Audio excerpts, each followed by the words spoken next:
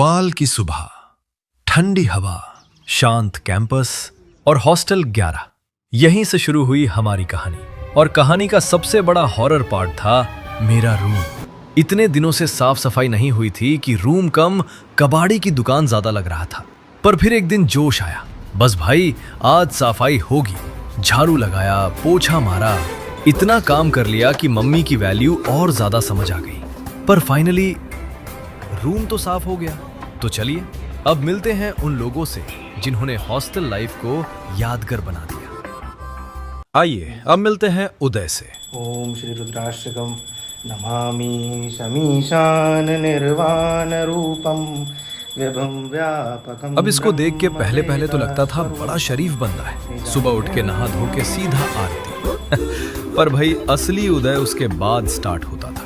आरती खत्म होते ही इसकी जुबान का फिल्टर भी खत्म हो जाता था और कांड करने में तो बंदा पीएचडी करके बैठा था। खाने का अलग ही लेवल था इसका। पर एक चीज पक्की थी, बंदा दिल का बहुत सही था। आइए अब चलते हैं वसीम के रूम पे। अबे यार लॉक लगा है यार इसका। वैसे सुबह सुबह रूम पे मिलने के चांसेस बहुत कम थे। क्या है भाई हाथ में? या तो बाथरूम में होता था लैट्रिन से या आ रहा है। टॉयलेट में। और बॉडी ऐसी थी भाई, शर्ट पहना दो तो हैंगर लगता था और उतार दो छोड़ो यार डर जाओगे। पर बंदा अपनी ही दुनिया में मस्त रहता था। और ये है अक्षय, भाई को हर टाइम बस चौड़ में रहना था। जहां लड़कियां दिख जाए वहां इसका स्टाइल अपने आप ऑन हो जाता था और इसकी लैंग्वेज भी अलग ही चलती थी। इसके साथ रह के हमें भी नए नए शब्द सुनने की आदत हो गई थी। पर माहौल बनाने में इसका भी अलग ही कंट्रीब्यूशन था। और अब बात विनीत की। ये बंदा हमारे ग्रुप का असली जुगाड़ू इंजीनियर था।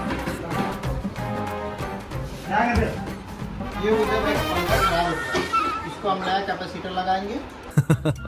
कुछ भी खराब हो जाए, कुछ भी अटक जाए, सबका एक ही जवाब होता था, विनीत को बुलाओ भाई।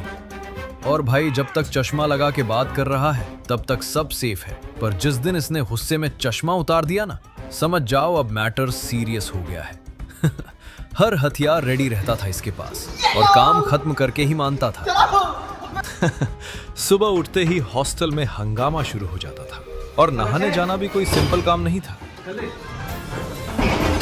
पूरी बारात जाती थी साथ में। कोई बकेट में पानी भर के पीछे से डाल रहा है, कोई टॉवल लेके भाग गया और कोई बाथरूम के बाहर खड़े होके बस बकचोदी फेंक रहा है।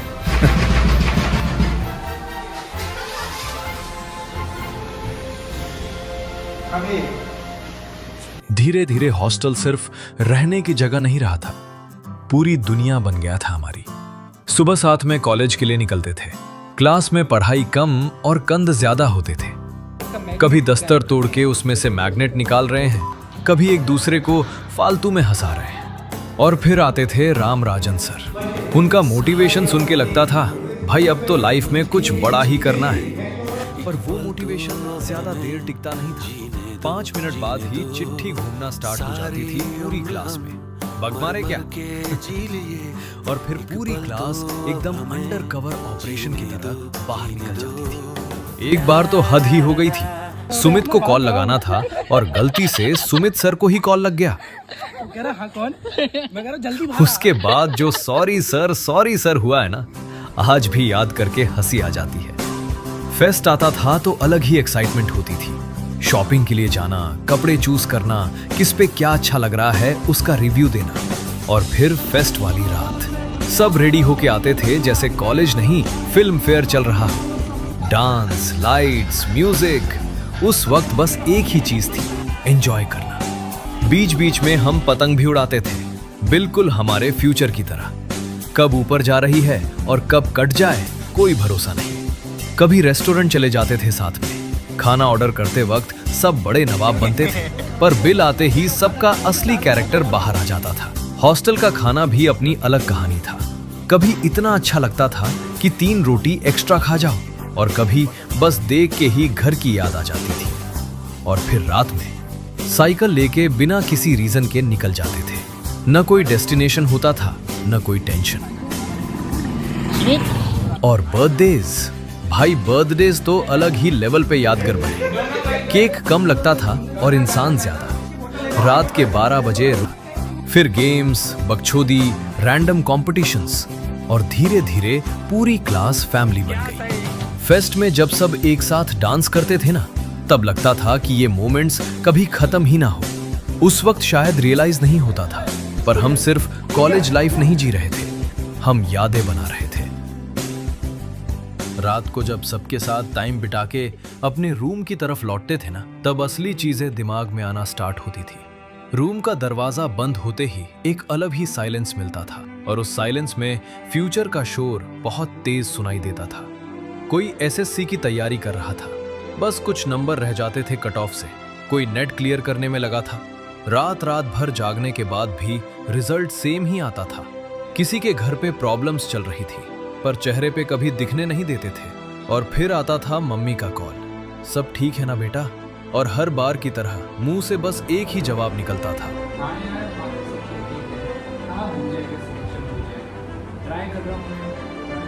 चाहे अंदर कितना भी कुछ चल रहा हो। घर वालों को कभी फील नहीं होने देते थे। कभी कभी रात को बस चुपचाप सीलिंग को घूरते रहते थे।